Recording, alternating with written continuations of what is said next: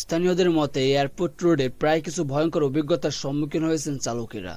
অনেক চালক বা অনেক পথচারীরা এইটা দাবি করছেন, তারা যখন এই রাস্তা দিয়ে একা পাড়ি জমায় তারা দেখছেন এমন একটা মহিলাকে বা এমন একটা অশরীরীকে যেখানে রাস্তার মাঝ বরাবর দাঁড়িয়ে থাকে এক সাদা শাড়ি পরে। এবং রহস্যময় ব্যাপার হলো এইটা, পথচারী বা চালকেরা যখনই তাদের গাড়ি নিয়ে এই অশরীরীর কাছে আসে তিনি যেন সাথে সাথেই অদৃশ্য হয়ে যান।